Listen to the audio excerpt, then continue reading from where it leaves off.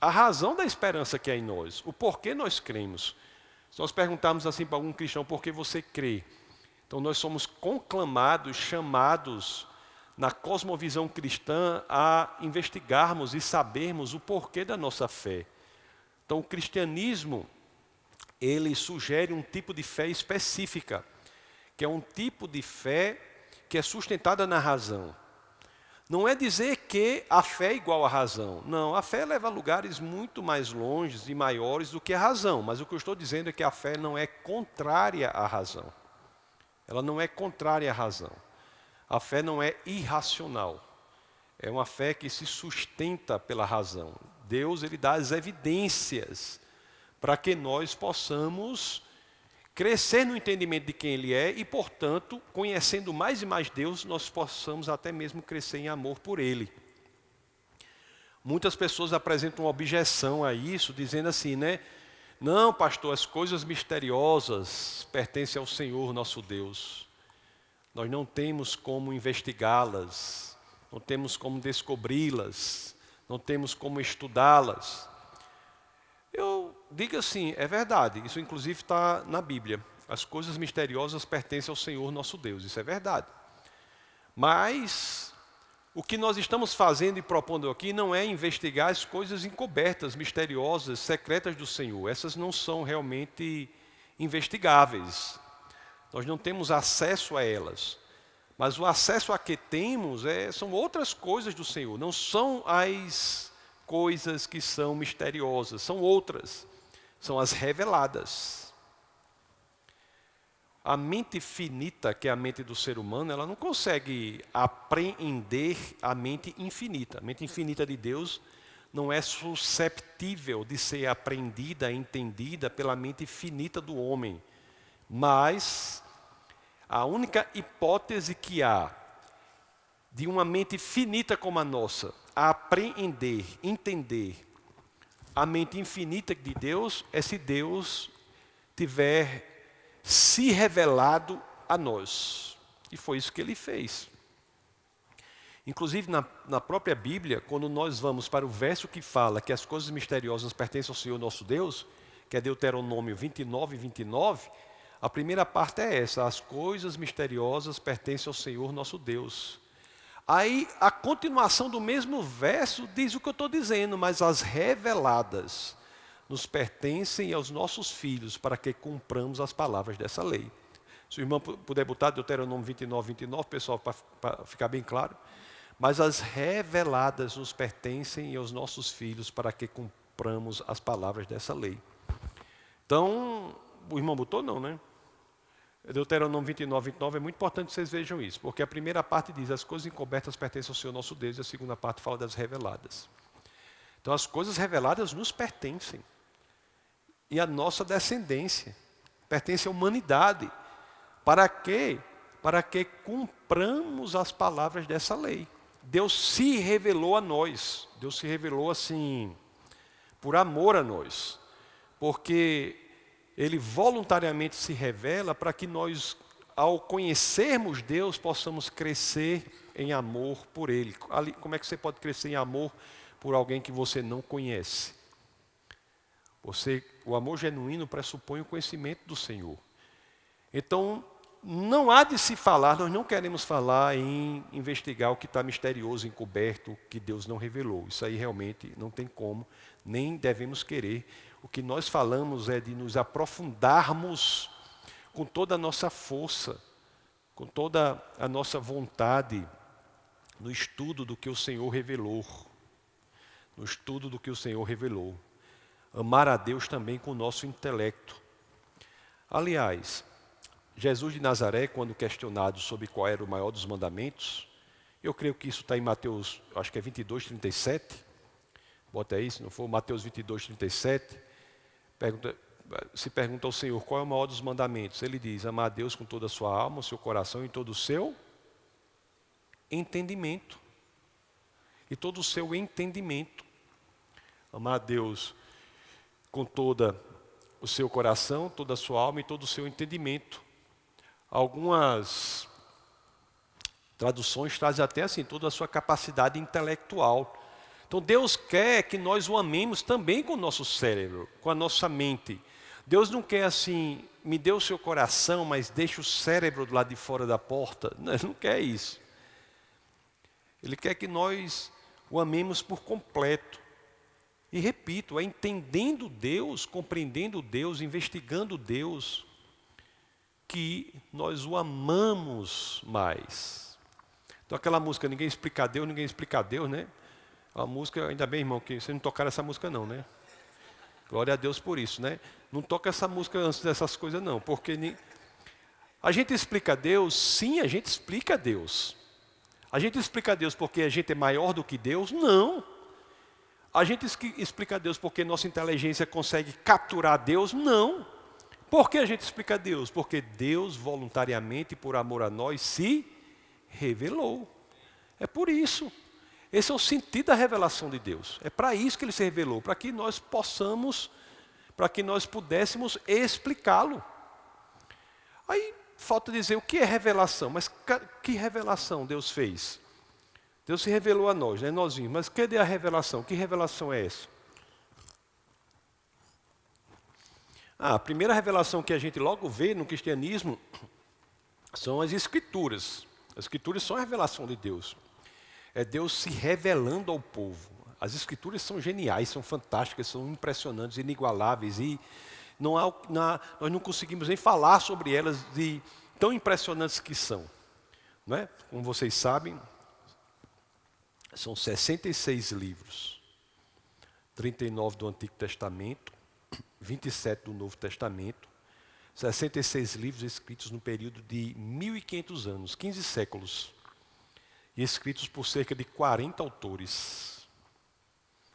31 dos 40 escreveram os 39 livros do Antigo Testamento. E mais ou menos 9 dos 40 escreveram os 27 do Novo. E eu falo 9 porque há livros cuja autoria é incerta, como o de Hebreus, por exemplo.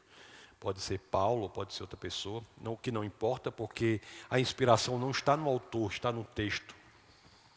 Então nós temos aí algo que é, por si só, algo que é incomparável na história intelectual humana. Você pega 66 livros escritos por autores dos mais diversos possíveis, né? Autores, sempre digo assim, que vai de pescadores, como é o caso de Pedro, a reis, como é o caso de Davi, Salomão, passa por filósofos intelectuais a mais alta envergadura, de alta estirpe, de filósofos impressionantes, como é o caso do apóstolo Paulo, que aprendeu aos pés de Gamaliel, e eu digo, né, Gamaliel, que era neto de Hilel, que é o fundador da maior escola judaica de todos os tempos. Então você tem autores totalmente diferentes escrevendo as Escrituras, em lugares totalmente diferentes, livros escritos em palácios, outros em deserto, outros na prisão, algumas cartas de Paulo, Apocalipse escrito em Patmos, numa ilha, João estava preso lá, escreveu o Apocalipse, e você olha tudo aquilo ali e não tem uma só contradição, livros tão diferentes. Tem livro para tudo, né? Serve para tudo e não tem contradição. Tem livro até para evangelizar os tarados, né? Que é Cantares, né? Cantares. Tem que evangelizar o tarado, você tem o livro, Cantares, você vai evangelizar, né? Cantares. Tem livro para tudo. Cantares que fala que o amor entre o esposo e a esposa, o marido e a mulher, se dá não apenas no plano espiritual e almático, mas também no plano físico. Então você tem livros sobre tudo. E não há uma só contradição. Isso por si só é impressionante. E outras coisas também são muito impressionantes, né? Nós até estávamos vendo ontem essa parte específica na aula do pessoal de missões, que as Escrituras trazem algumas características únicas também. Primeiro, não parece ser um texto que quer se esconder. É um texto que se coloca no tempo, se coloca no espaço. Quer ver uma coisa? Abra aí o Evangelho de Lucas, no capítulo 3, no verso 1.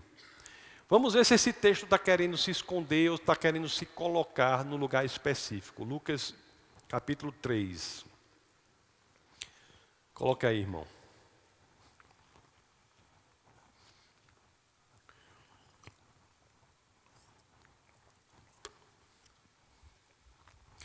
Lucas, no capítulo 3, no verso 1, fala especificamente de um momento em que aquela situação ocorre. Olha só como esse texto se coloca especificamente.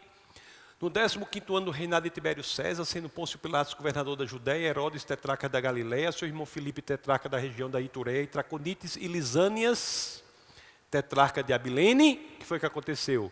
Sendo sumos sacerdotes Anás e Caifás, veio a palavra de Deus a João, filho de Zacarias, no deserto. Você está entendendo que a palavra de Deus veio naquele momento, naquele ano específico, e ele se coloca no tempo. E ele fala quem eram todas essas pessoas.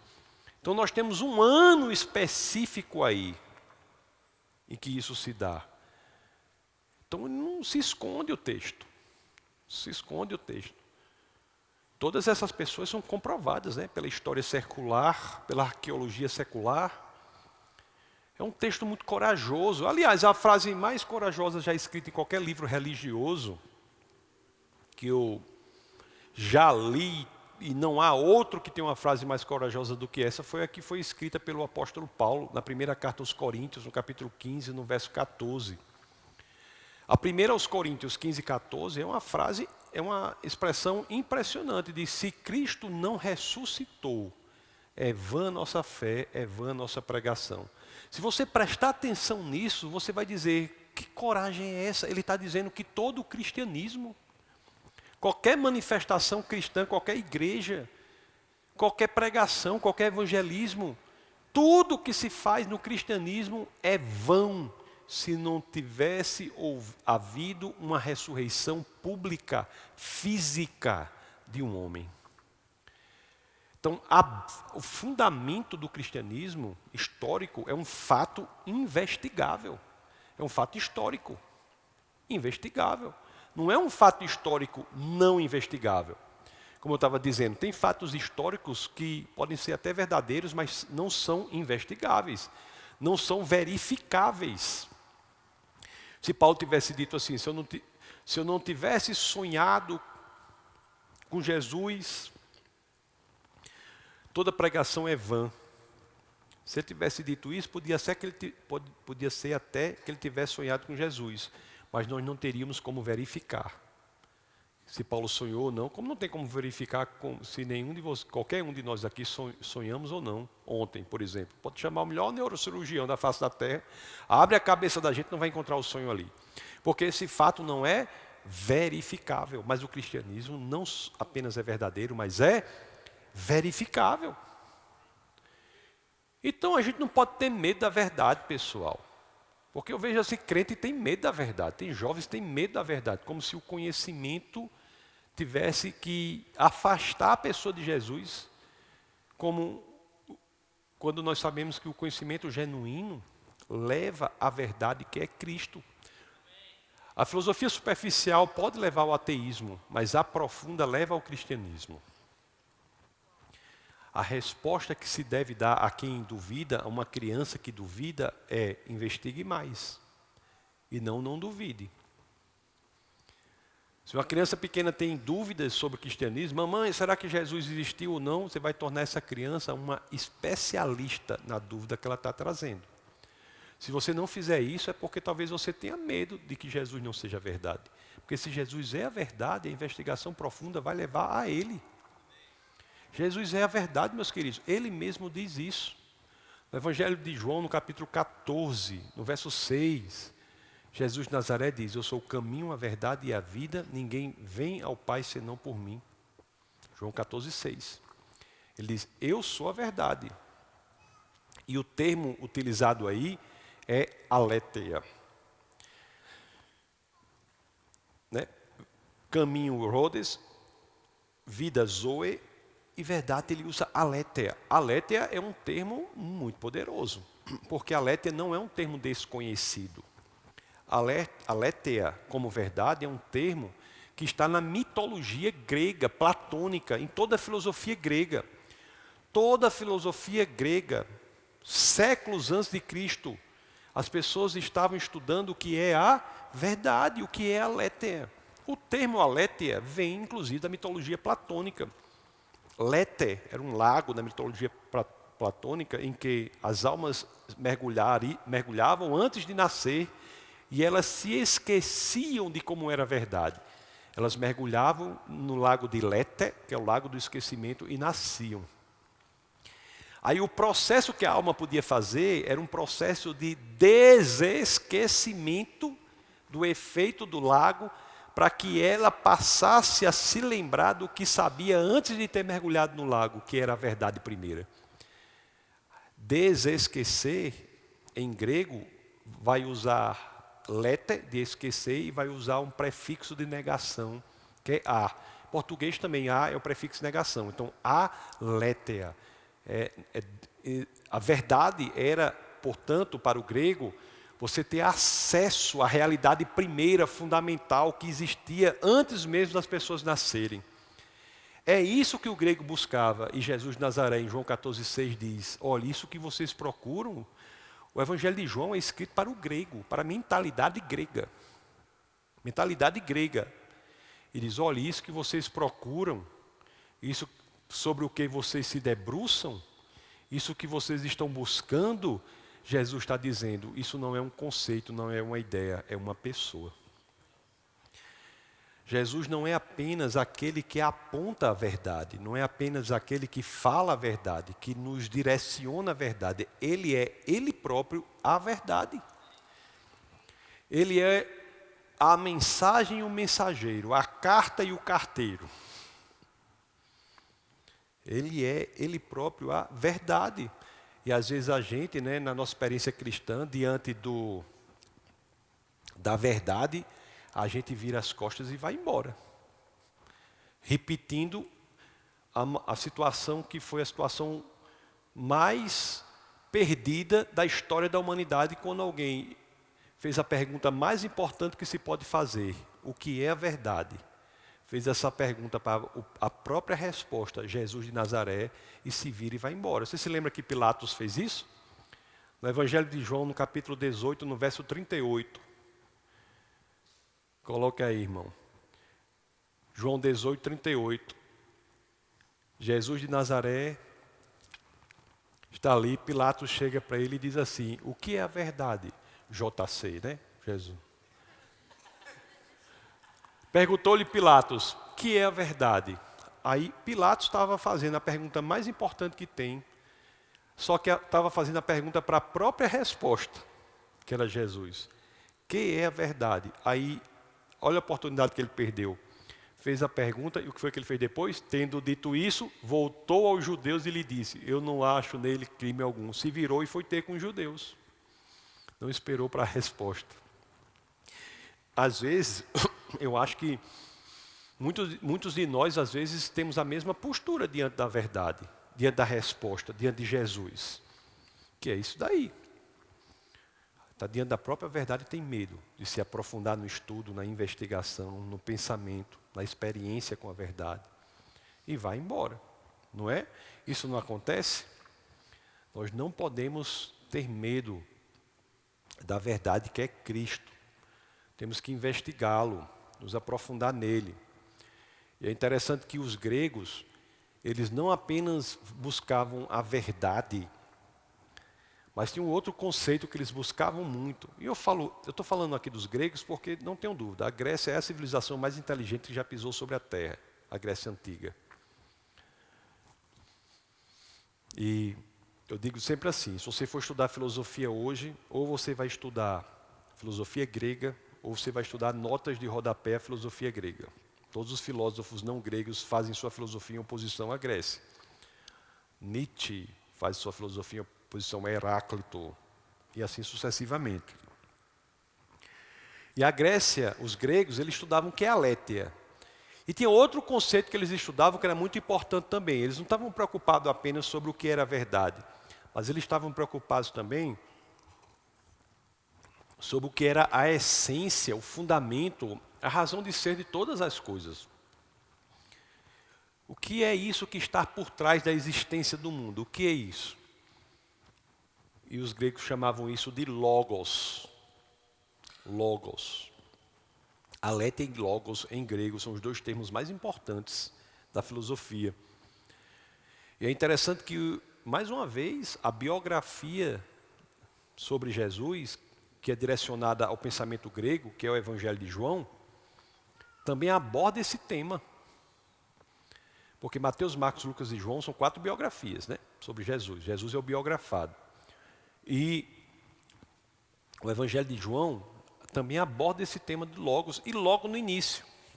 Quando você vai ver outras biografias, como a escrita por Mateus, que é escrita primordialmente para a visão de mundo judaica, e tanto que começa assim, Jesus é filho de Mateus 1, diz como? Filho de Davi, filho de Abraão, não é? É para a mentalidade judaica. Vai dizer o seguinte, olha, as promessas que foram feitas aos seus patriarcas, aos seus reis, são cumpridas nele aqui. Livro da genealogia de Jesus, filho de Davi, filho de Abraão. As promessas que são feitas no Antigo Testamento são cumpridas nesse aqui, nesse biografado aqui, cuja genealogia vai ser feita agora. É isso que está dizendo, porque lá atrás fez uma promessa para Abraão que por meio de um dos seus descendentes todos os povos do mundo seriam abençoados. E com todo respeito, né, a Isaac, né, não foi por meio de Isaac que todos os povos da terra foram abençoados, foi por meio de outro descendente, Jesus Cristo, cuja biografia se inicia ali. E a Davi é interessante que há uma promessa que é feita a Davi que um dos seus descendentes construirá um templo. E todo mundo pensa que é Salomão de que a Bíblia fala, quando ele fala do templo. Aí você vai ler as características do templo. Nas características do templo tem dizendo assim, um templo cujo trono nunca será destruído. Não é de Salomão, né? O templo de Salomão foi destruído no ano 70 depois de Cristo. Se trata de outro templo espiritual construído por nosso Senhor e Salvador Jesus Cristo. Então Mateus começa com a lógica judaica, mas João, no capítulo 1, verso 1, começa com outra lógica, já abordando o grego. Coloca aí, irmão. João 1 diz, no princípio era o Logos. O Logos era Deus, o Logos estava com Deus. João 1. Bora, irmão, bota os dedos rápido aí, irmão. No princípio era o Logos. E o Logos estava com Deus, e o Logos era Deus. Esse Logos é traduzido por verbo, eu acho que é por isso o nome do ministério, né? Daqui tem a ver. E o Logos também é traduzido por palavra em algumas traduções, mas em grego tem Logos, que é a outra palavra que os gregos investigavam, se debruçavam sobre. Então, no princípio, a razão de ser do mundo, a razão de ser todas as coisas, o fundamento de tudo que existe, era o Logos. Os gregos já sabiam disso. Aí vem informação a mais. Porque, não, irmão, volta para lá. No princípio era o Logos. Isso aqui a primeira parte dos gregos conheciam. E depois dizia, o Logos estava com Deus e o Logos era Deus. Aí eles ficam assim, o grego fica, meu amigo, e onde é que está esse Logos? Ficou logo interessado, né? Porque por séculos e séculos a gente está querendo saber quem é esse Logos. E onde é que está esse Logos? É igual aquela brincadeira que tinha do Wall-E, né? Está escondido. Está onde esse Logos? Aí João capítulo 1, verso 14, traz uma assertiva que é radical. João capítulo 1, verso 14 diz assim, ó, o Logos se fez carne e habitou entre nós. Então o grego está dizendo assim, como é isso? O objeto da nossa investigação, do nosso pensamento, se fez carne e habitou entre nós. O Logos é Jesus. Interessante demais, né? Como Jesus se apresenta de maneira aberta. Então, as Escrituras se apresentam assim, olha, me investigue, eu dialogo com sua cosmovisão. Eu dialogo com sua cosmovisão. Eu me apresento não de forma hermética, ou esotérica com S, com X não, esotérica com S, não de forma hermética. Não. Eu me apresento dialogando com sua cosmovisão. Você não procura a Létia, eu sou a Létia. Você não procura o Logos, Jesus é o Logos. Então nós temos que investigar isso, buscar a natureza, buscar as coisas que estão, buscar a revelação de Deus. E a revelação de Deus são as Escrituras, mas tem outra revelação de Deus que tem muito a ver com o estudo, com a faixa etária de vocês, jovens, estão entrando na universidade e tal, estudando, construindo a vida. Interessante que Deus escreveu 2 livros. O primeiro foram as Escrituras, sobre os quais nós já falamos, mas teve um segundo livro que Deus escreveu, que por meio desse segundo livro ele também se revela. E a alusão a esse livro foi feita até pelo apóstolo Paulo, na carta aos Romanos, no capítulo 1, no verso 20. Bota aí, irmão, carta aos Romanos, capítulo 1, no verso 20.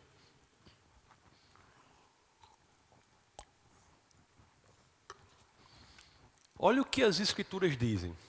Porque os atributos invisíveis de Deus são características de Deus, ou seja, revelações de Deus que nós podemos entender. Os atributos invisíveis de Deus, assim o seu eterno poder, como também a sua própria divindade. Os atributos invisíveis de Deus, seu eterno poder, sua própria divindade, claramente se reconhecem desde o princípio do mundo, sendo percebidos por meio das coisas que foram criadas. Tais homens são, por isso, indesculpáveis. Pelas coisas que foram criadas, Deus se revela. Por meio das coisas que foram criadas, coloca aí de novo, irmão, Romanos 1:20. Nós temos acesso aos atributos invisíveis de Deus, ao seu eterno poder, como também à sua própria divindade. E quais são as coisas criadas, meu irmão? O universo e tudo que existe nele. A natureza e tudo que existe nele. Essa é uma revelação do Senhor. O mundo em que nós vivemos, você olha para os céus, é a revelação do Senhor. Uma árvore é a revelação do Senhor. As moléculas revelam o Senhor. O ser humano revela o Senhor. Então o jovem tem que ter essa mentalidade de que estudar também, ciência, se feita de forma adequada, é estudar a revelação do Senhor. A ciência é o estudo da natureza, que é a revelação do Senhor. Assim como a teologia é o estudo da Bíblia, que é a revelação do Senhor. A ciência está para a natureza, como a teologia está para a Bíblia. Se ciência e teologia são bem feitas, elas não hão de se contradizer. Por quê? Porque o autor dos 2 livros, Natureza e Bíblia, é um autor que não muda ontem, não muda hoje e não mudará amanhã. É por isso que o estudo da natureza tem levado tantos ao Senhor. E é por isso que o estudo da natureza tem sido promovido tanto pelo cristianismo. É outra coisa que as pessoas não sabem. Eu estava dizendo, às vezes eu estou dando aula na universidade, quase sempre, estou na palestra na universidade, quase sempre. Aí lá vem um aluno, eu contei lá na aula. Estou dando palestra na universidade, lá vem um aluno. Aí eu vejo logo, de longe eu já sei. Lá vem um aluno cabisbaixo, bem assim, querendo não ser visto, não sei o quê, não sei o quê. Aí chega bem pertinho de mim e diz assim, ó, professor, eu quero dizer aqui para o senhor que eu sou cristão também. Eu digo, meu filho, eu precisava que você ia dizer que era traficante. Chegando desse jeito. Como se a universidade não fosse um ambiente do cristão. Como se fosse uma coisa assim que ele não... Oh, meus queridos, as maiores e melhores universidades do mundo foram criadas como escolas cristãs. Escolas de discípulos cristãos. Harvard, Princeton, Yale, Cambridge, Oxford, foram todas criadas como escolas de discípulos cristãos. Semana passada eu estava conversando com um amigo que é vinculado à Universidade de Harvard, foi aluno, professor lá também. E a gente conversando sobre isso, ele me mandou depois, Tasso, eu vou lhe mandar vários documentos internos aqui da universidade que falam como era antigamente a questão de devoção na Universidade de Harvard a Cristo. Ele mandou esse material, vou até lê-lo com cuidado. Mas uma coisa que todos sabemos, se você não sabe, depois você pode até procurar no Google, é normal, isso aí que é o lema original da Universidade de Harvard. Era verdade para Cristo e a igreja. E a pessoa às vezes fica, com medo do saber. Os maiores e melhores cientistas do mundo eram, em sua maioria, cristãos. O maior cientista que já existiu sobre a Terra foi Isaac Newton, na minha opinião. O pessoal diz Albert Einstein, né? Mas só que Einstein não era tão bom em matemática como Newton era. Einstein não era tão bom em matemática. Tanto assim que a matemática que Einstein utiliza era uma matemática que tinha sido desenvolvida por outras pessoas. A geometria que Einstein utiliza, a geometria desenvolvida por Riemann, as equações que ele utiliza, principalmente as 4 equações de Maxwell. Mas Newton não. Newton era um negócio assim, até hoje eu sou absolutamente impressionado com a mente de Newton, porque Newton desenvolveu a física até um determinado ponto que a matemática que estava por trás não dava mais sustentação à física. A física que ele desenvolvia, a mecânica clássica de partículas, exigia uma matemática mais apurada que não existia. Ele disse, tá, beleza, vou desenvolver a matemática. Aí ele foi desenvolver a matemática, 200 anos depois de Newton. Quase nada nós vemos em termos de história da matemática, de descoberta relevante, porque ele tinha feito tanto, que tinha superado 2 séculos na frente de aprendizado, de descobertas.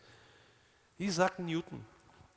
Aí eu sempre digo, quantos aqui de vocês sabem que o maior cientista, a maior mente científica que já pisou sobre a Terra escreveu mais sobre a Bíblia do que sobre ciência?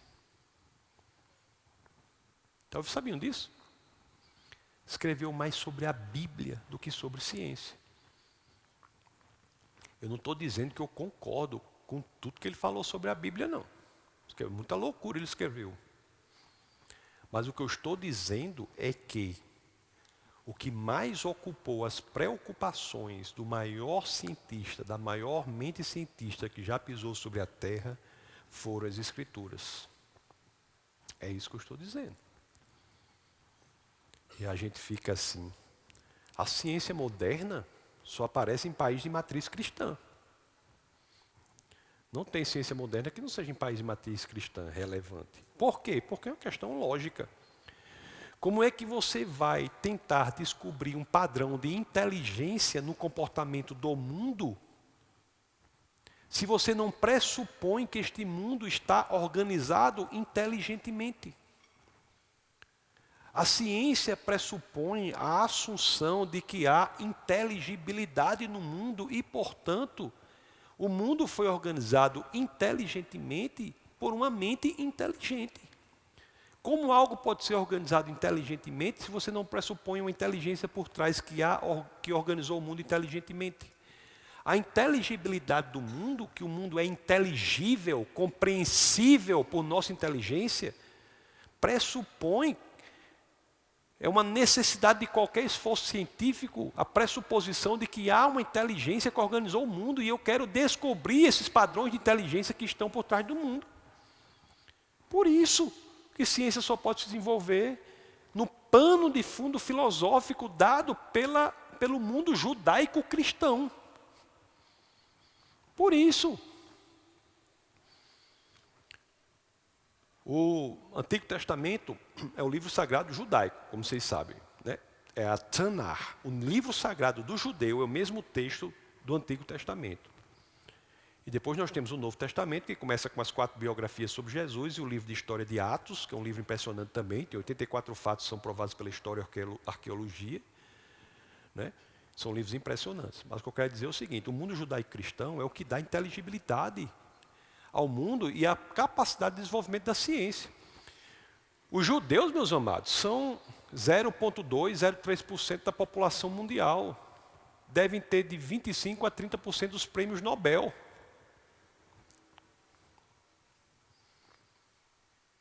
Não é por acaso, não. e a gente não quer se debruçar no cristianismo, entendendo que podemos desenvolver a ciência.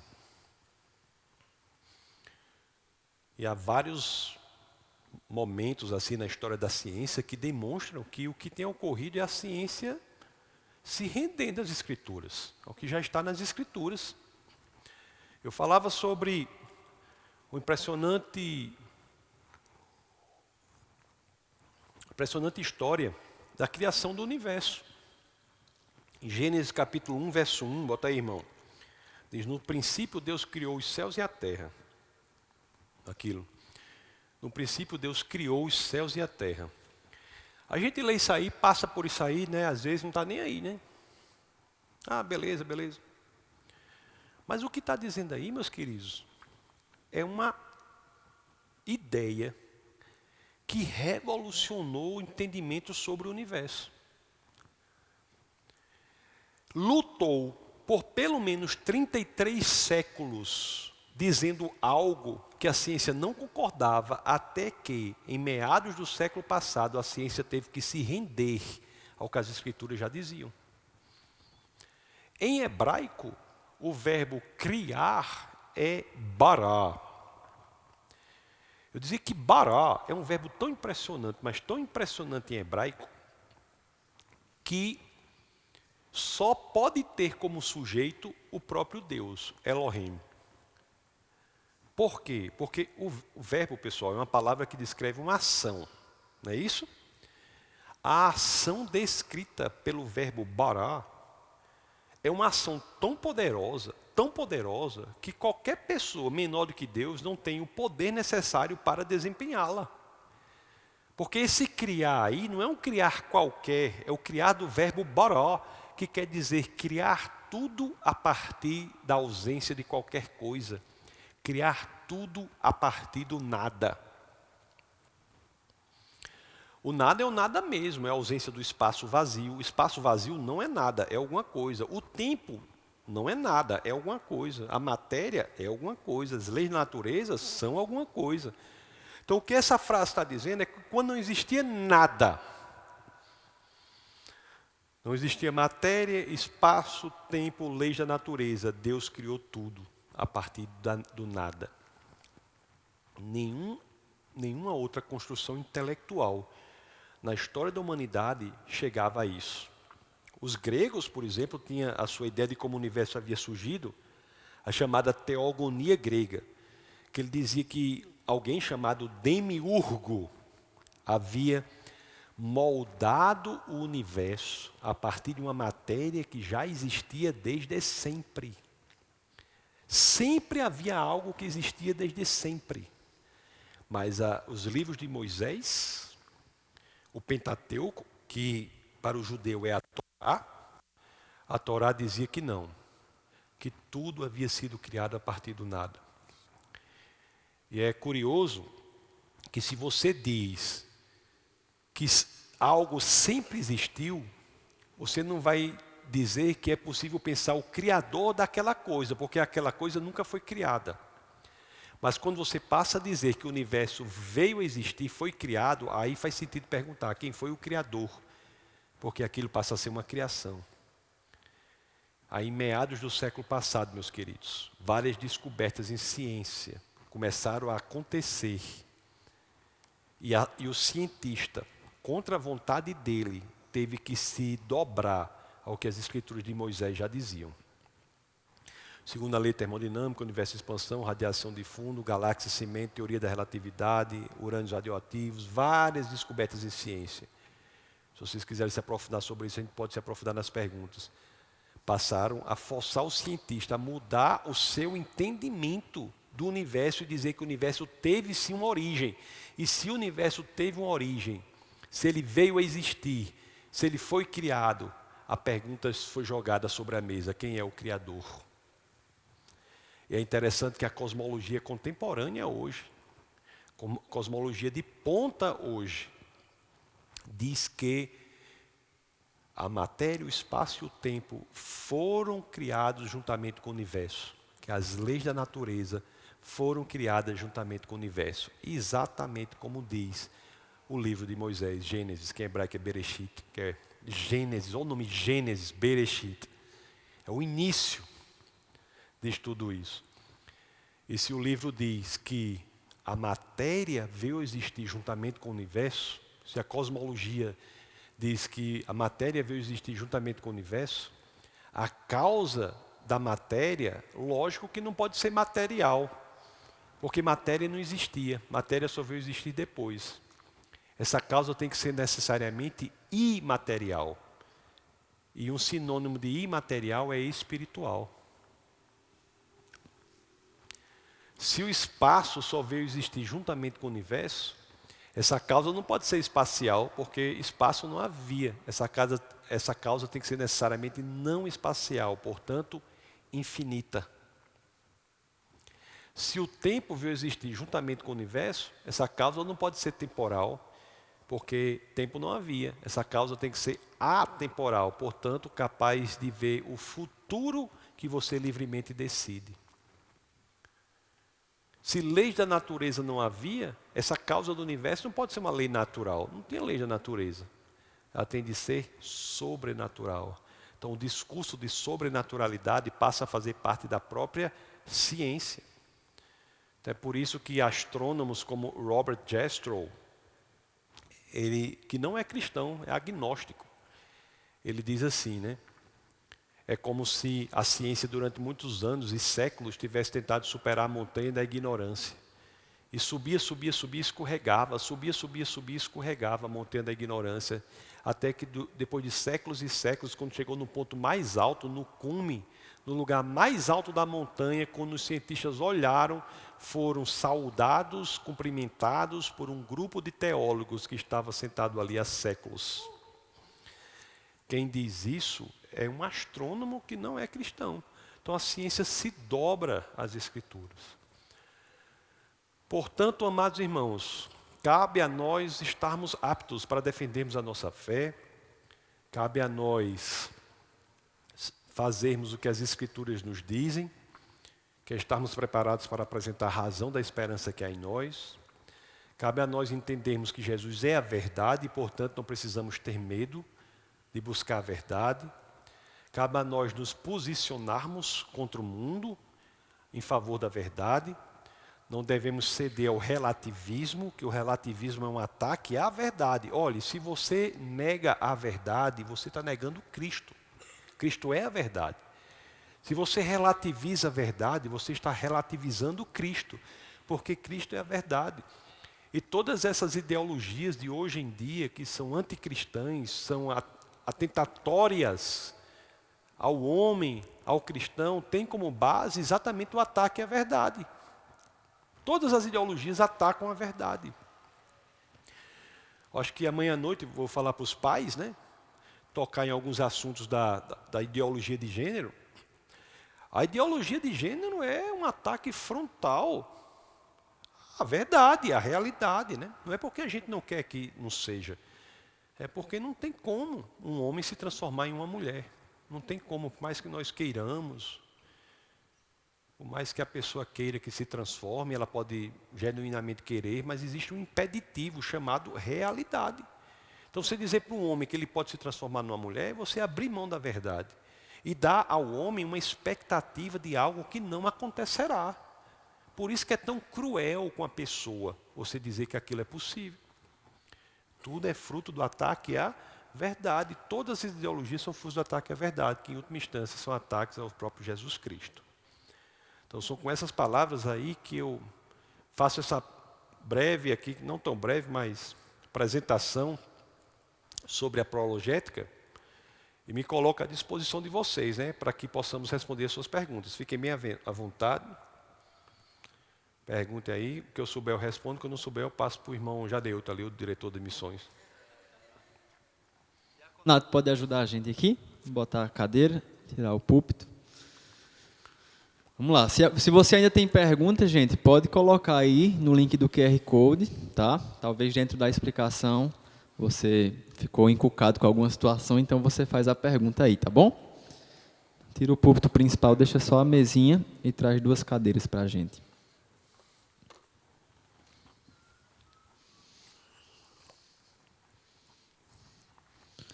Uma pergunta aqui aleatória, mas eu vou perguntar. Qual a altura do senhor? Tem 2,2, 2,3 por aí.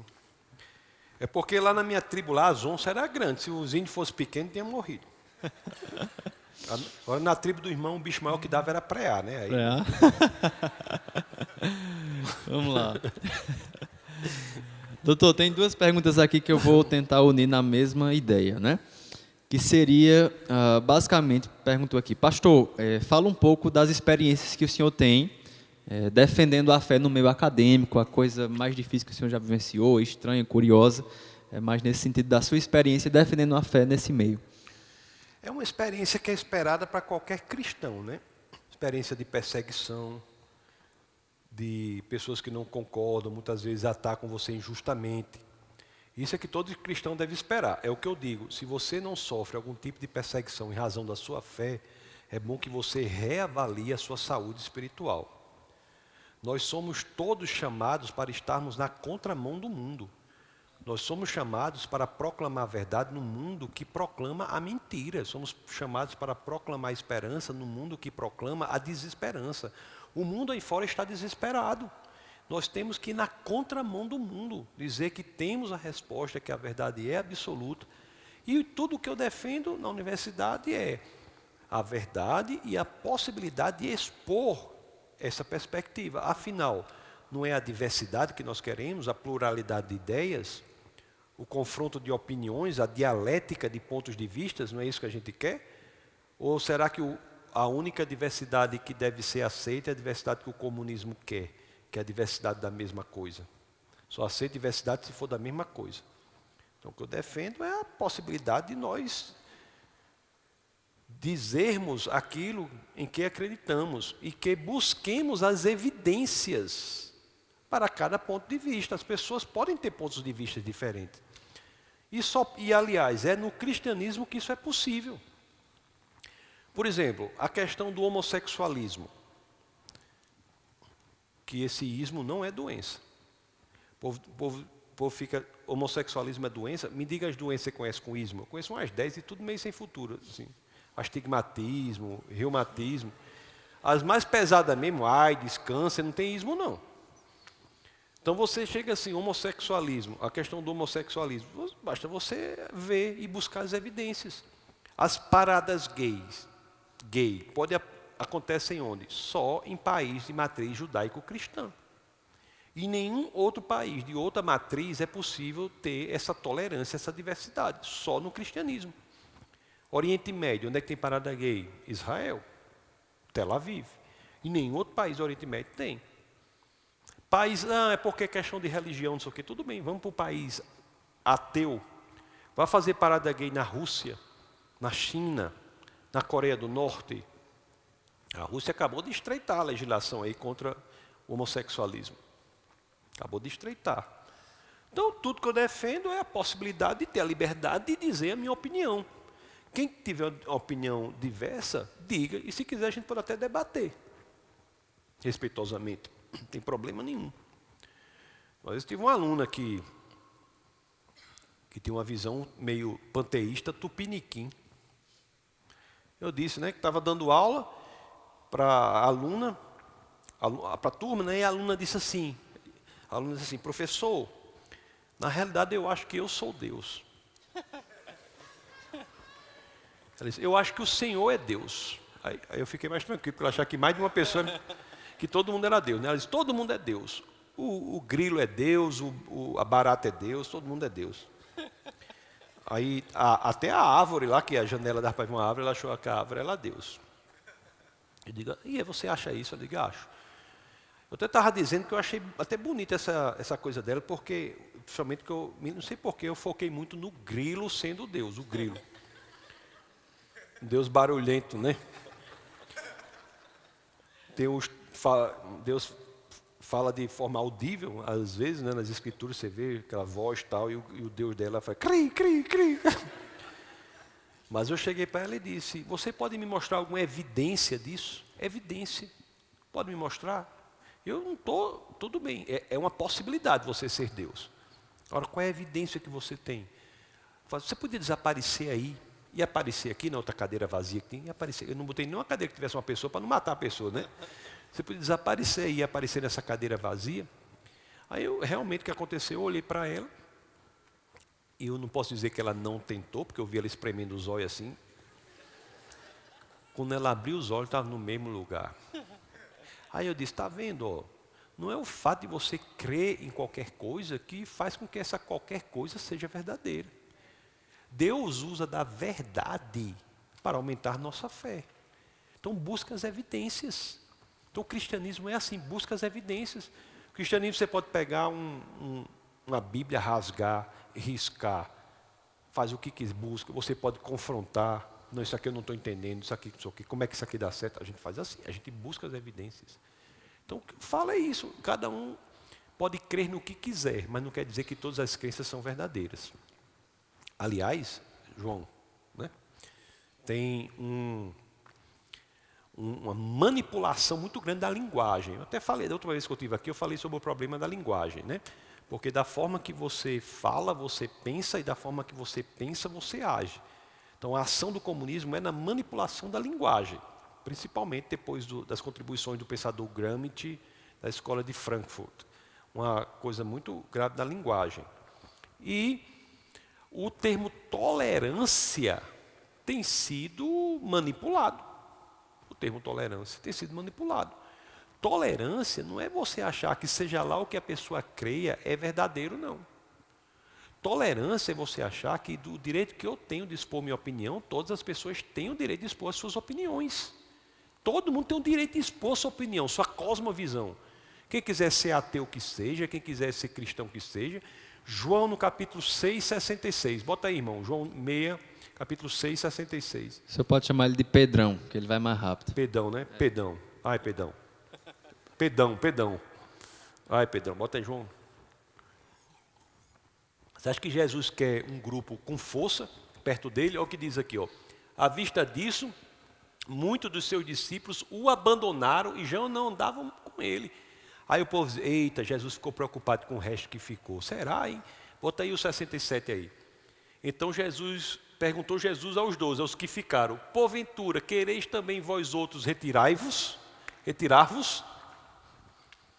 O convencimento no cristianismo, a adesão ao cristianismo é pelo convencimento.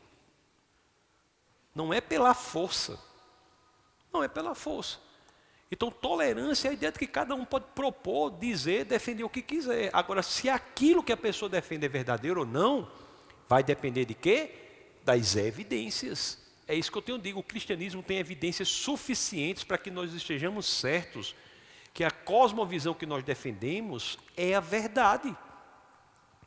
Quando eventuais ventos da incredulidade baterem a nossa porta, a gente pode estar certo que nós estamos lidando com uma cosmovisão que tem evidências, que é verdadeira. É o que eu estava dizendo, Tomé duvidou, não sei o que, chegou para Jesus. Aí o povo pensa que Jesus deu tabefe na orelha de Tomé. Não. O que foi que Jesus fez com Tomé? Mostrou as evidências. Será que é Jesus mesmo? Jesus, meu filho, olha aqui, olha as evidências. Agora, é claro, ele diz, melhor é quem crê sem precisar disso. Mas se você precisa, as evidências estão aqui. Então é isso, é uma luta constante, muitas vezes enfrentando o verdadeiro preconceito, que é o preconceito do comunismo, é extremamente atentatório, o verdadeiro preconceito é esse. É você não querer a verdadeira diversidade. Porque diversidade, meus queridos, quer dizer diversidade. E não quer dizer que a diversidade é você aceitar que tudo é certo, tudo é bom, tudo é justo, tudo é verdadeiro, não.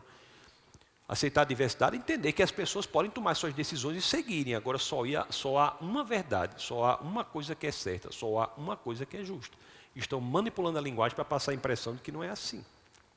Muito bom. Pastor, diante de uma pessoa, na verdade a pessoa disse que tem um colega ateu. Diante dessa pessoa, quais são alguns argumentos mais pontuais que eu poderia falar para argumentar do ponto de vista de convencer a pessoa que Deus existe? Primeiramente, você tem que identificar se o ateísmo dessa pessoa é de ordem intelectual ou é de ordem moral. Tem pessoas que optam pelo ateísmo não porque não estão convencidas de que o cristianismo é verdade, mas optam pelo ateísmo porque o ateísmo é uma visão de mundo que dá respaldo aos desmandos que a pessoa quer ter na vida, a forma como a pessoa quer viver. Fyodor Dostoiévski, no livro Irmãos Karamazov, dizia assim: se Deus está morto, tudo é permitido. Se não há Deus, tudo é permitido. Tanto faz você matar, torturar ou dar um sorvete e alimentar uma criança. Qual é a diferença? Se não existe a fonte objetiva da moralidade, se a moralidade vem de cada um, se não há uma fonte objetiva da moralidade, tudo é permitido.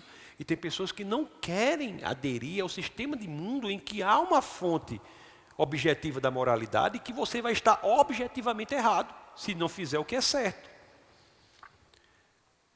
A proposta da serpente ao casal foi assim, né? Coma desse fruto que você pode ser você mesmo a fonte da sua moralidade. Você vai ser conhecedor do bem e do mal. A fonte da moralidade não precisa ser Deus. Não basta você ter sido feito à imagem e semelhança de Deus. Você pode ser exatamente como Ele, ou seja, fonte da moralidade. E a mesma proposta que é feita até hoje. Então muitas pessoas são adeptas ao ateísmo porque querem levar a vida como quiserem.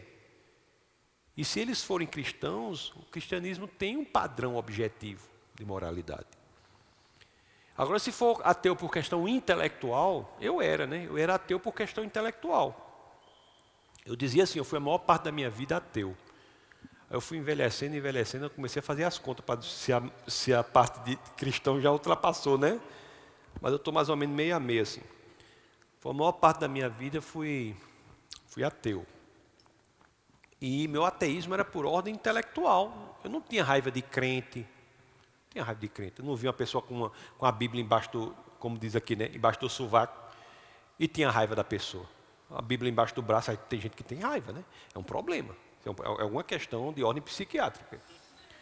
Porque o coitado passa bem caladinho ali com um livro embaixo do braço e o povo tem raiva dele, né? Eu não tinha nada disso, eu achava que estavam errados, em ordem intelectual. Em relação a essa pessoa, se a pessoa for assim, você tem que identificar os argumentos principais que ela tem e conversar com essas pessoas sobre esses argumentos.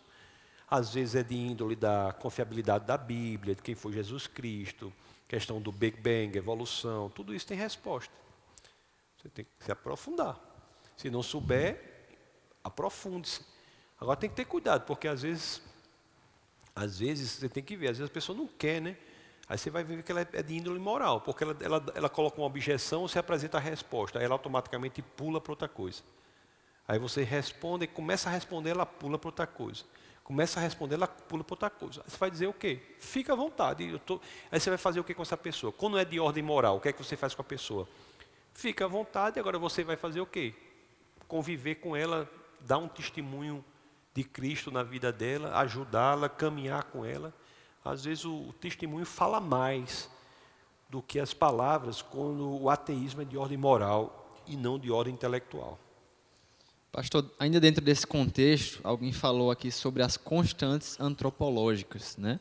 E pediu para o senhor comentar, explicar algumas delas e como isso pode ser um argumento interessante. As constantes antrópicas são 122. São constantes que têm que ser milimetricamente sintonizadas para que a vida seja possível. São 122 constantes.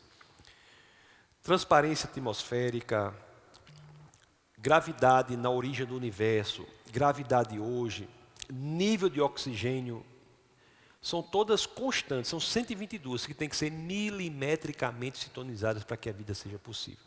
Eu falei, né, que o oxigênio você tem que ter 21% de oxigênio no ar. Se você tiver menos oxigênio, você não respira. E se você tiver mais, o que é que acontece?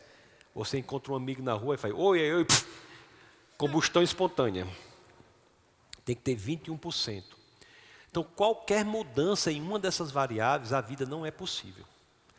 A probabilidade de nós termos as 122 constantes milimetricamente sintonizadas para que a vida seja possível é de uma chance em 10 elevado a 138. São 138 zeros, 0,00, 138 zeros, 1% de chance. Matematicamente falando, isso é um sem número de vezes impossível. Matematicamente falando. O planeta Terra existir por acaso é matematicamente impossível. Existe uma área da matemática chamada de estatísticas e probabilidade que tem um princípio chamado princípio de Borel. O princípio de Borel diz que uma chance em 10 elevado a 50 é probabilidade zero, portanto, impossibilidade. Uma chance em 10 elevado a 51 seria 10 vezes impossível. Uma chance em 10 elevado a 52, 100 vezes impossível. 53, 1000 vezes impossível. 54, 10 mil vezes impossível. 55, 100 mil vezes impossível. Então, onde é que nós vamos chegar no número de impossibilidades quando essa conta chegar a 138? É impossível um planeta como a Terra, por acaso. Marte, por exemplo, que o povo diz que é parecido com a Terra, não é nada, nem campo magnético tem. É impossível vir de Marte, não tem campo magnético, sem campo magnético não há vida. Então, o que é que isso nos diz? Que essa causa, que além de ser não espacial, conforme nós vimos na exposição, portanto infinita, imaterial, portanto espiritual, atemporal, portanto capaz de ver o futuro que livremente você decide, sobrenatural, porque não tem leis da natureza na origem do universo, extremamente poderosa, porque criou o universo a partir do nada, também é extremamente inteligente. Por quê? Porque organizou as 122 constantes da forma que elas são organizadas para que a vida fosse possível na Terra. Muito bom. Pastor, sobre um argumento mais do ponto de vista da verdade das Escrituras, como é que a gente pode argumentar, por exemplo, que Jesus existiu, que de fato ele morreu, ressuscitou? Há mais fontes não cristãs atestando a existência de Jesus de Nazaré do que a de Tibério César, que era o imperador da época. Há 10 fontes não cristãs atestando a existência de Jesus de Nazaré e 9 atestando a existência de Tibério César. Se você for considerar fontes cristãs, você chega a 42 cristãs e 10 cristãs, 42 atestando a existência de Jesus e 10 atestando a de Tibério César.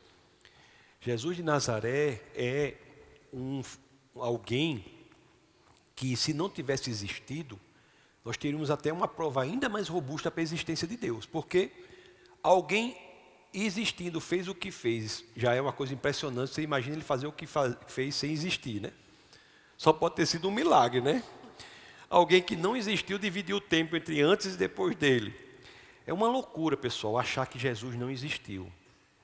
É uma loucura, isso aí não tem o menor cabimento. Há muitas fontes históricas. Joséfos, Tácitos, Lucian, Adrian, Suetônios, muitas fontes da antiguidade. O próprio Corão. O Corão fala de Jesus. O Corão fala do nascimento virginal de Jesus. Você sabia disso? O Corão fala que Jesus era um profeta, como tantos outros que o Corão fala, mas o Corão diz que Jesus era o único profeta sem pecados, imaculado. Então não tem nenhum tipo de possibilidade de você dizer isso. Aliás, se você pegar apenas fontes não cristãs, você consegue descrever, estabelecer toda a linha narrativa do Novo Testamento, conforme nós vimos ontem no curso. Então é uma questão que não se sustenta. O que muitos tentam fazer, que não conseguem, não é que Jesus não existiu. Não existe um historiador sério, um intelectual sério que diga que Jesus não existiu. O que alguns tentam fazer é dizer que ele não ressuscitou. Você dizer que ele não morreu também é um absurdo. O Corão diz que ele não morreu, mas não tem um historiador que, mesmo muçulmano, que defenda que Jesus não morreu. Agora, alguns tentam dizer que ele não ressuscitou. Por quê? Porque se disser que ele não ressuscitou, vai ferir de morte o cristianismo. Você se lembra que eu apresentei a primeira carta aos Coríntios, no capítulo 15, no verso 14, que diz que se Cristo não ressuscitou, é vã a nossa fé? Mas essas tentativas de dizer que ele não ressuscitou, nenhuma prosperam. Nenhuma prospera. Tem um grande, para quem tem interesse nessa área, eu aconselho um historiador americano chamado Gary Habermas. Gary, G-A-R-Y, Habermas. Ele dedicou metade da obra intelectual dele para as provas históricas da ressurreição de Cristo. O cristianismo é tão poderoso que diz assim, olha, prove que Jesus não ressuscitou, que é mais provável você dizer algo diferente do que ele ressuscitou para explicar o que temos em termos de registro histórico, E até hoje as pessoas tentam e não conseguiram e nem conseguirão. Pastor, tem algumas perguntas, talvez fuja um pouquinho do tema, mas eu acho que é interessante. Sobre esses ataques a Israel, se o senhor consegue entender isso como alguma conexão com o final do fim dos tempos, algo nesse sentido. Eu acabei de publicar um livro, um vídeo, um pequeno vídeo, hoje no hotel, antes de vir para cá, sobre isso aí. Está no meu Instagram. Quem não tiver, depois procura lá, @TassosLicurgo, TASSOSLYCURGO. Olha, aquela guerra ali é espiritual. É espiritual. Bota aí, irmão, Gênesis capítulo 6, verso 11.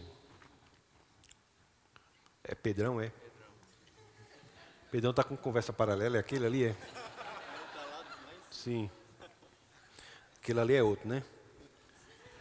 A terra estava corrompida à vista de Deus e cheia de violência. Gênesis 6:1. A terra estava corrompida à vista de Deus e cheia de violência. Se você for ler esse trecho em hebraico, o Antigo Testamento foi escrito em hebraico, vocês sabem, né?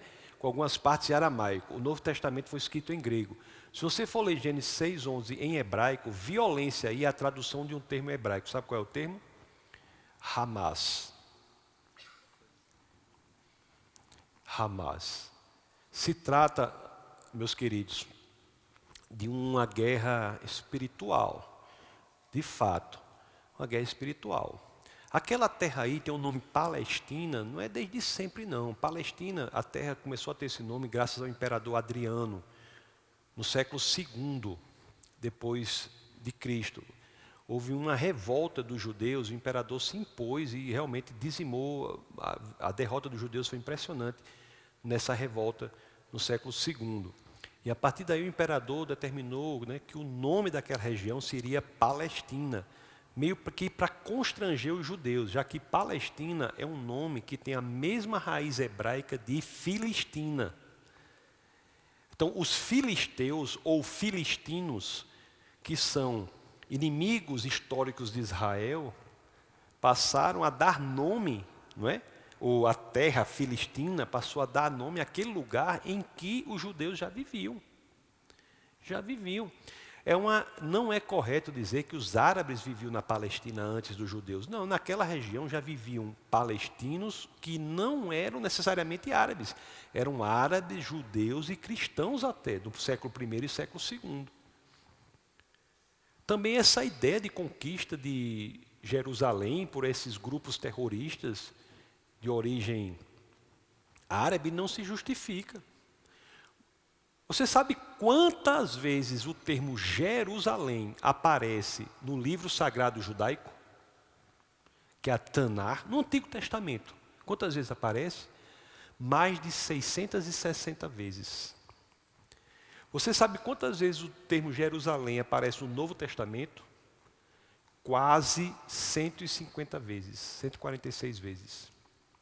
Você sabe quantas vezes o termo Jerusalém aparece no Corão? 0.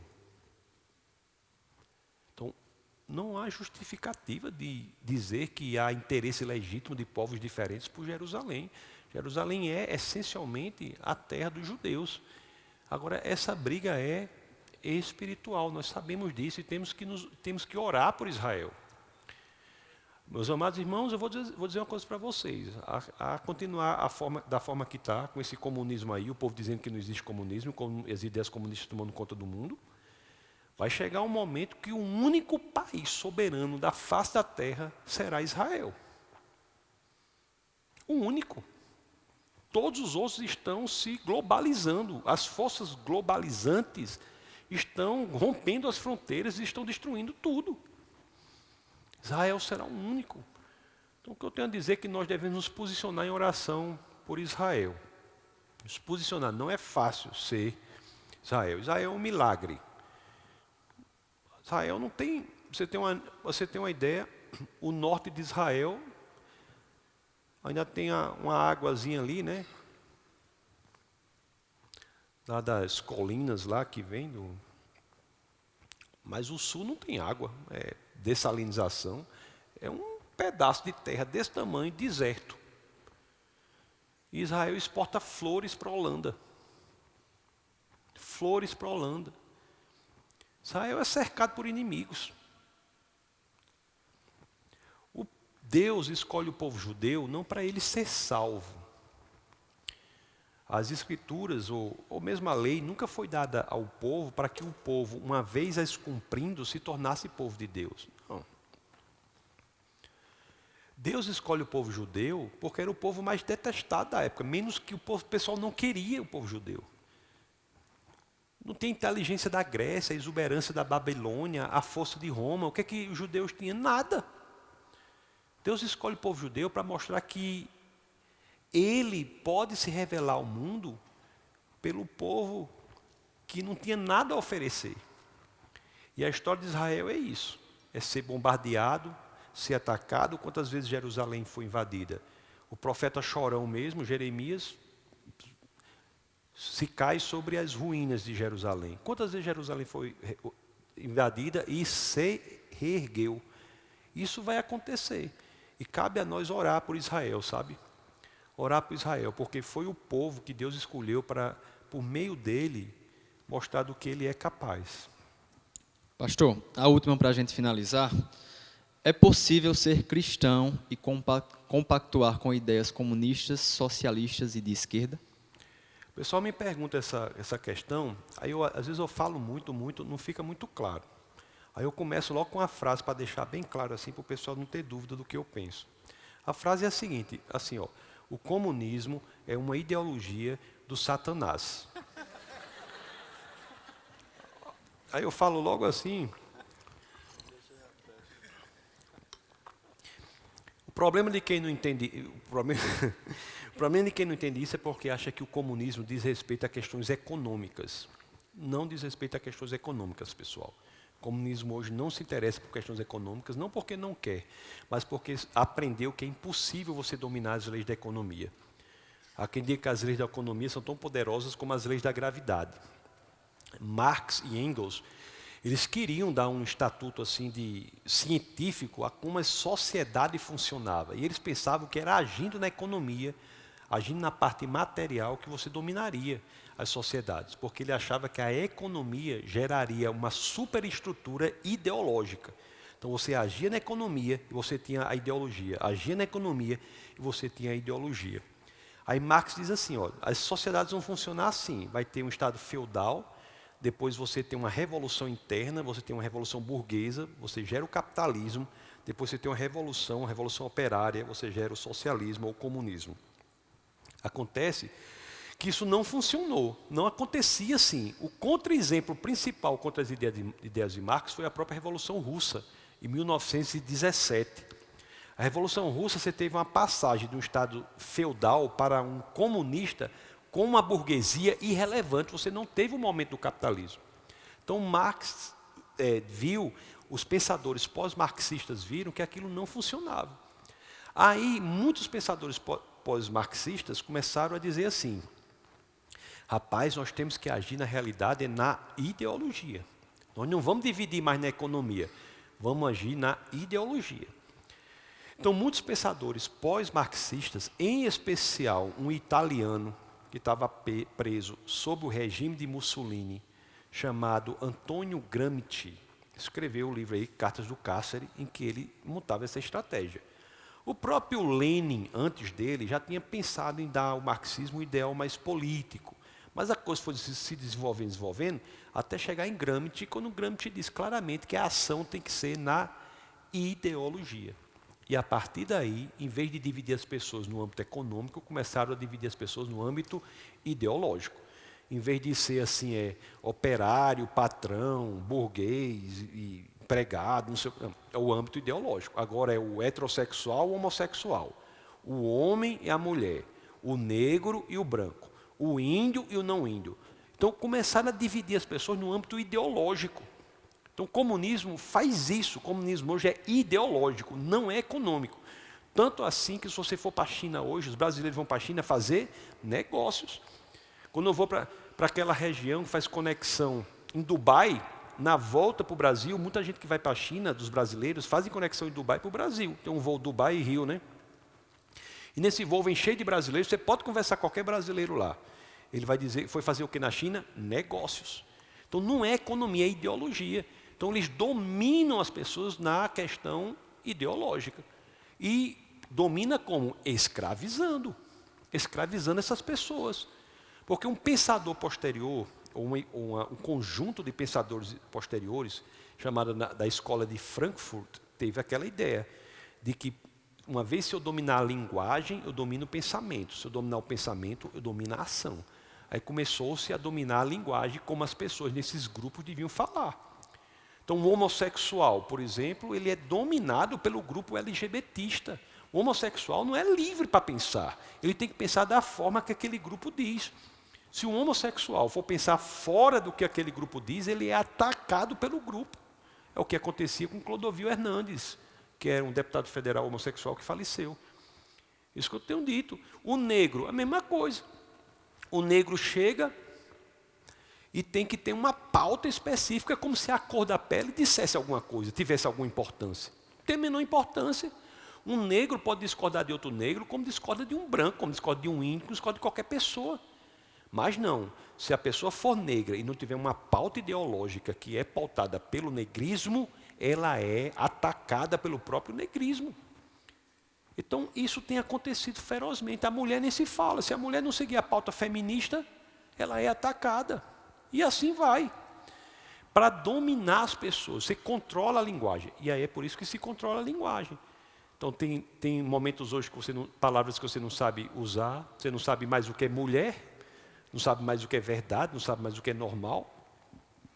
Então, a linguagem começa a ficar fluida, você perde a capacidade linguística e perde, portanto, a capacidade do pensamento.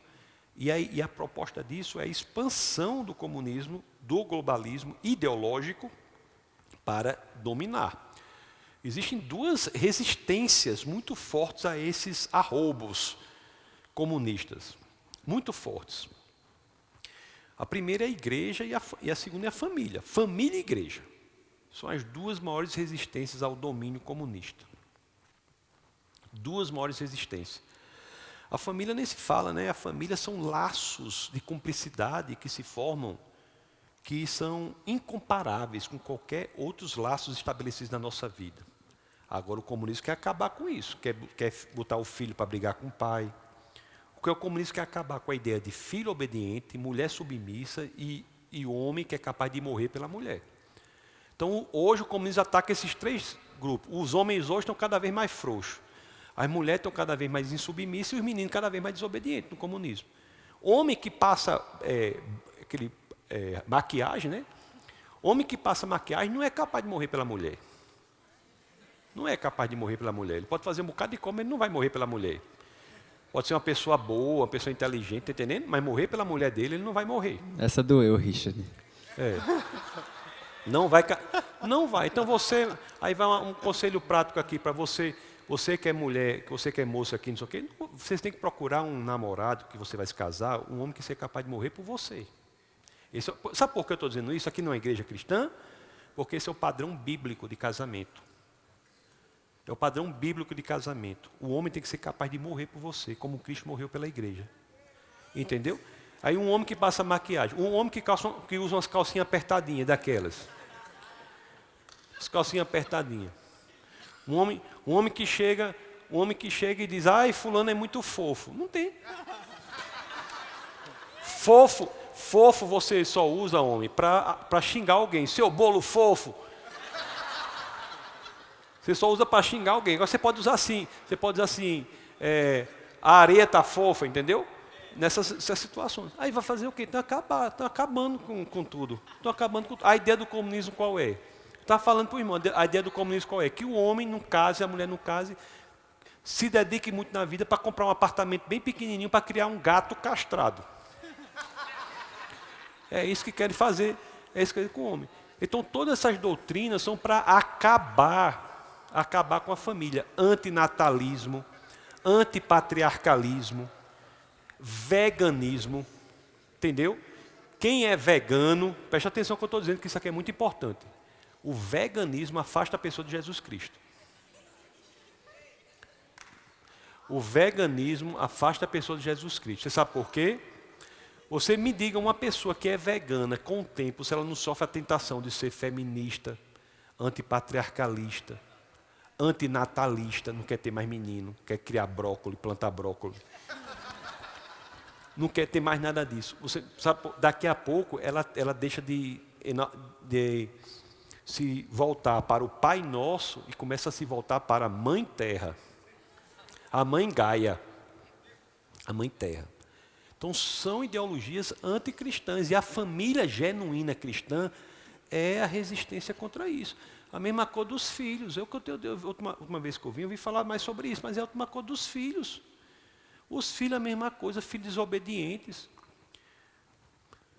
O povo acha hoje que a pessoa é adolescente, se não tem pai que acha que se o filho adolescente não for desobediente, ele tem um problema. Como se a desobediência fosse o padrão normal. Não é normal, meus queridos. Não é normal.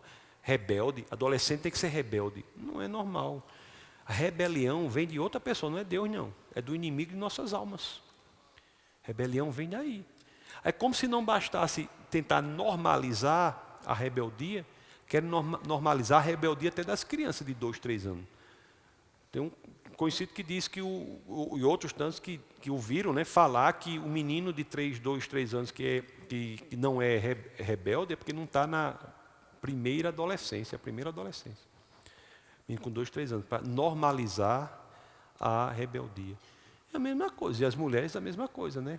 Insubmissas assim, tem que ser submissa ao homem que é capaz de morrer por ela. Esse é o padrão bíblico de casamento. Aí o feminismo coloca tudo isso. A mulher tem que saber o seguinte, preste bem atenção no que eu vou lhe dizer. A sua carreira profissional pode ser a melhor que for, você tem todo o direito para buscá-la. Mas não se engane, ela não substituirá a sua família. Não se engane. São duas coisas totalmente diferentes. A sua carreira profissional pode dar um chute em você bem rapidinho. Não substitui. Não são coisas para você comparar. Não, minha carreira profissional. Não são coisas para você comparar, são coisas totalmente diferentes. Estou dizendo que a mulher não pode trabalhar não, né? Eu estou dizendo que esse engano de que a carreira profissional da mulher pode substituir a sua maternidade, a sua família, não substitui. E é isso que está sendo colocado. E assim, irmão, se a gente for falar, a gente vai falar os absurdos do mundo todinho, né? Já falei várias vezes aqui, a destruição da família, da linguagem, criança que não sabe mais ler. Não é isso que eu falei outra vez, está lembrado? Que nós criamos a impressionante instituição da escola que não ensina ninguém a ler. As crianças hoje não aprendem mais a ler, não. Quem está com 5, 6 anos não sabe ler. Antigamente os meninos liam com 3, 4. 5, 6 anos não sabe ler. Por quê? Porque não ensina mais pelo método silábico, fônico, de alfabetização. Método fônico. Biscoito.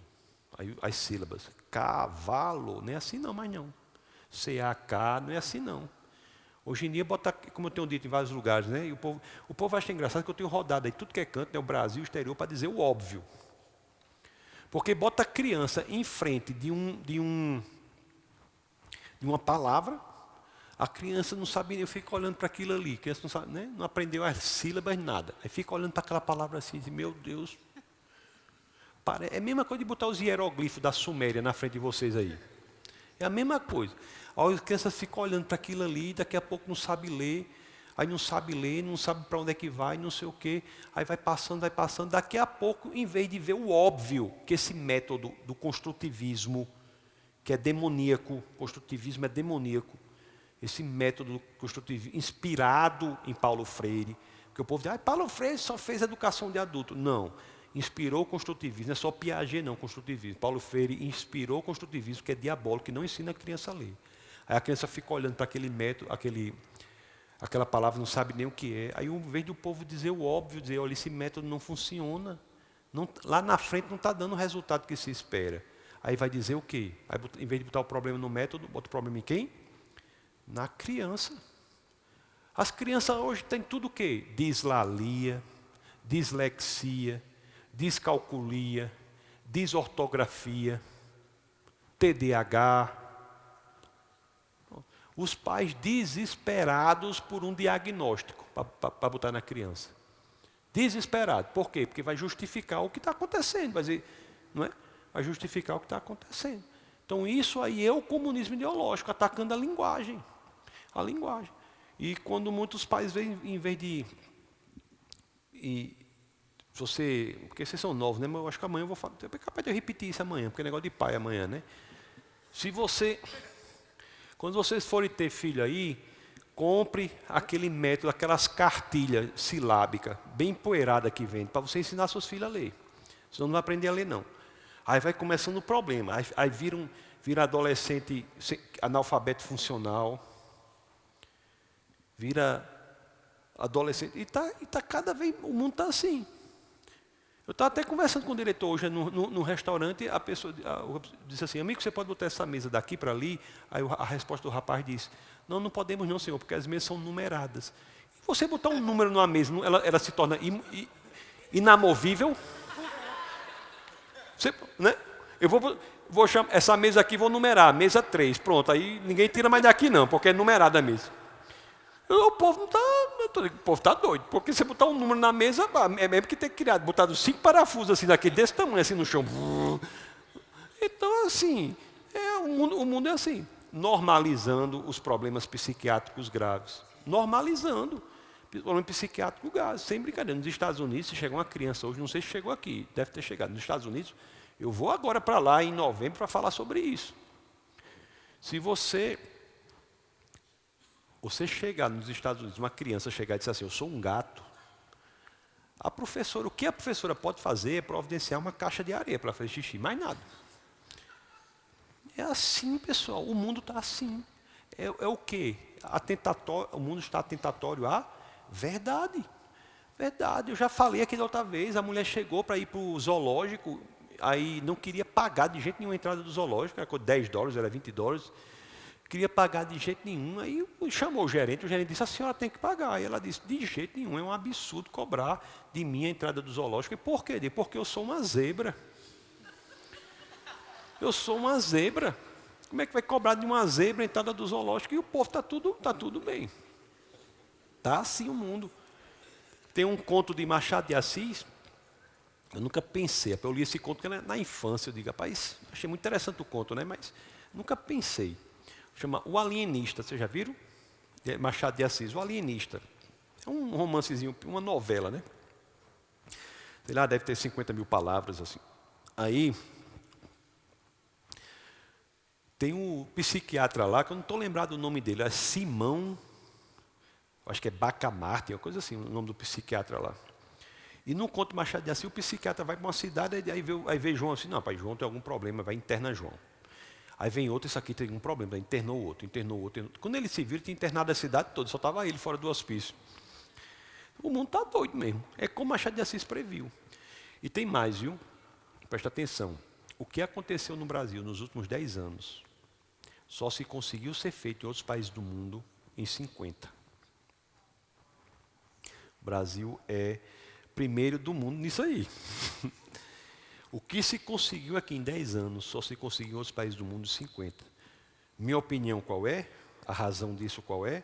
Porque, falando assim no meio cristão, né? Porque nós temos aqui uma especialidade da turma lá dos inimigos da nossa alma lá, que é a questão da sensualidade, né? Sensualidade é muito aflorada no Brasil, de modo geral. E a questão da sexualidade, sensualidade e sexualidade toca nos impulsos primitivos. Ou seja, é muito fácil você cooptar as pessoas pelos impulsos primitivos. A ideologia de gênero é um impulso toca no impulso primitivo, toda essa questão de sexualidade toca no impulso primitivo. Porque a criança não precisa ter uma elaboração intelectual, uma sofisticação intelectual muito grande para ser vítima, ser cooptada quando os impulsos são primitivos. Entenderam aí? Então, por isso que eu acho, minha visão de mundo, que o Brasil tem sido vítima muito feroz disso, porque o ataque pelos impulsos primitivos da sexualidade encontra vazão muito maior aqui do que em outros lugares. E a velocidade daqui é muito grande mesmo. E de fato é. Se vocês basta você pensar 10 anos atrás como era. Totalmente diferente. É uma coisa assim que a gente não imagina. 3 anos é uma mudança radical. Beleza? Tem mais alguma coisa aí? Beleza. Você foi abençoado? Amém? Fica de pé, vamos orar pelo pastor. Pastor, foi uma honra. Eu sei que o senhor é um homem muito atarefado, cheio de responsabilidades, mas eu creio que cada um aqui recebeu E em nome de Jesus nós vamos ser uma geração que vai guardar os princípios, os valores da palavra e vamos saber defender a nossa fé. Amém, irmãos? Então estenda as tuas mãos, a gente também